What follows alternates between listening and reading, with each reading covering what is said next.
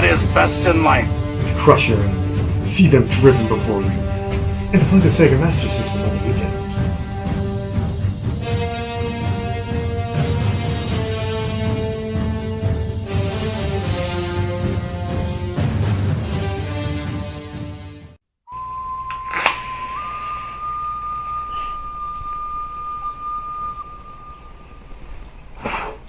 Hail Odin, he who gave his eye to achieve all the knowledge that there is. And now I must ask that I have a small inkling of that knowledge, and although I have no eye to give for this, I offer you this small stick of incense, Misty Mountain, which I presume to be your favorite, in order that you share your wisdom with me. See, I need to be able to have the knowledge to get through this game, and I do know that the best course of action right now would simply be not to play the game. But that's not an option for me. I have to do this. People need to know about it. Some people want to know about it. So please, help me. Guide me through this one. You know what kind of knowledge is needed to get through this game? Plenty of mead.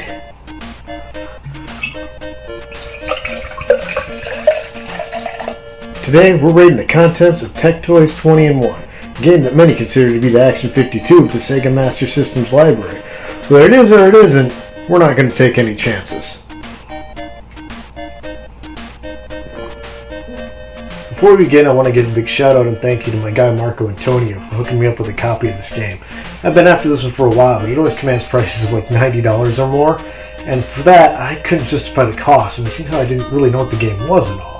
But he got a couple of copies into his shop, and he sold them for about $25 each, and I was able to snag one up. And this is the same guy I got my copy of Legend of Illusion from, and it's just great to see somebody selling games, some that are harder to get a hold of, at prices that normal gamers like myself can actually get. People who want these games to play them can actually get them thanks to Marco. And, well, I do greatly appreciate that, and I'm sure anyone else in my situation would as well. So, Marco, you're the real MVP. Now, from what I can gather about this game, it was a pack-in title for the Master System console in Brazil. It was released around 1995, and this is why there's no box for it. It didn't have one as it was a pack-in title.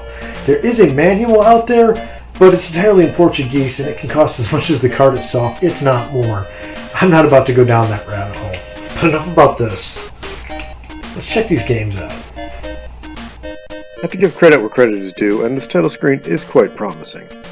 Now, all the games are just labeled 1 through 20, so you don't get any weird titles like Alfred and the Fennec. Anyway, let's just pick game 1 and start there.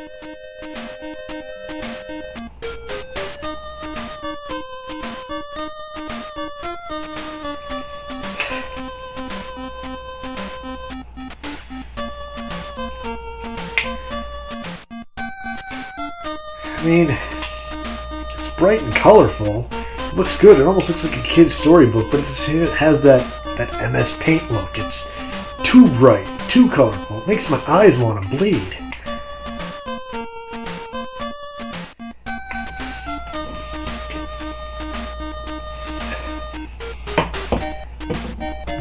In case you're wondering how I'm able to make a drinking horn stand up on the floor so I can just pick it up and not spilling my drink. Viking magic. And here you have it, Tec Toy's infamous 20-in-1. Now the way this works is every game is actually a mini-game. You've got about 60 seconds to complete the goal. For example, in this one you're trying to catch all these tools that are falling down in this construction worker. I really hope he doesn't get hit in the head and fall off. It seems really unsafe. Somebody should really contact OSHA. Anyway, you're just trying to get high scores, so it's kind of like an Atari game. And as I said, the art style's kind of neat. It does look like some of the Brazilian comics I've seen, like Monica, but there's no real contrast, and that makes things a little too bright at times. Anyway, that's game 1. This is all it is. Let's move on to game 2. In this title, you take on the role of this cute, adorable little robot car who shows up in other places throughout this game, so he's kind of like 20-in-1's mascot. I can see the appeal of him. Here, he's driving across the moon, or maybe it's an asteroid, and he's collecting pieces of food, like cakes and hamburgers, and you're trying to avoid pretty much anything else that you find across here. In case you're wondering, no, this isn't the actual in-game music. This is from Snake, Rattle, and Roll. There's only one track in this game, and it's upbeat and happy and gets the job done. But for purposes of the video, I chose some other songs that I thought worked pretty well for this.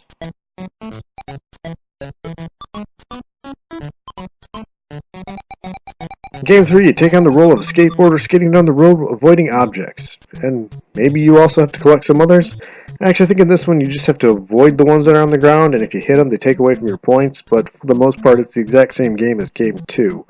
So we're 3 games in, and 2 of them are exactly the same thing. It's not really a good sign.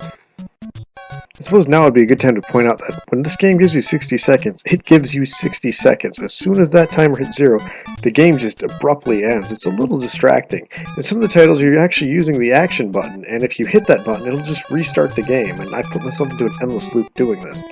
So the game ends, and you're met with this screen that either tells you that you won the game or you failed it. I'm not really sure, because sometimes you're getting a trophy and sometimes you're not. But they all have that little adorable robot guy from game number 2 in it. Yeah, I really should learn a little bit of Portuguese. I mean, I've got all these games from Brazil, and I watch all those videos on the internet that are in Portuguese. Not ones on YouTube.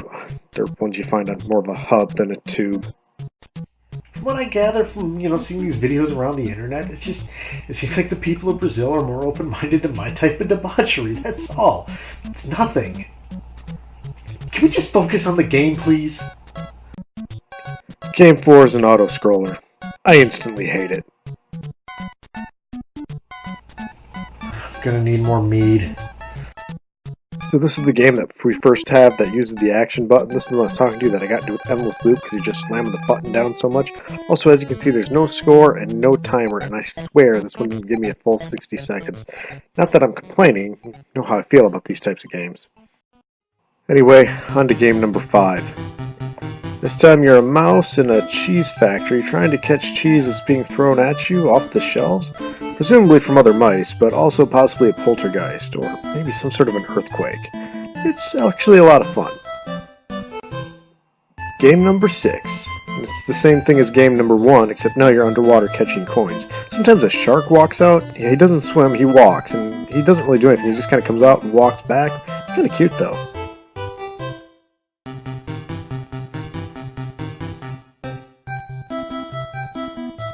Game 7, and we've got ourselves a racer. I thought you had to go up, but it turns out you have to go down, and this has got to be the slowest racing game I've ever played. Honestly, this one looks like it could be a lot of fun, and maybe some people will enjoy it. I just found it rather slow moving.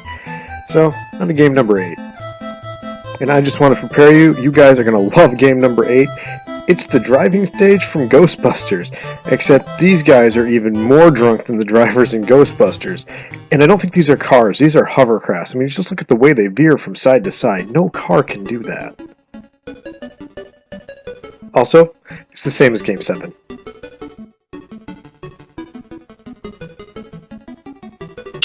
Game number 10. You're a guy in a canoe paddling down a river. It's games 2 and 3 yet again.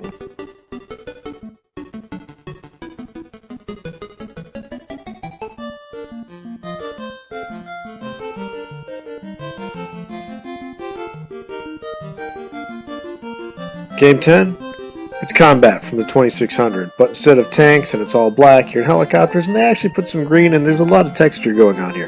This one's actually a lot of fun, but I mean, come on, it's combat. You can't really go wrong.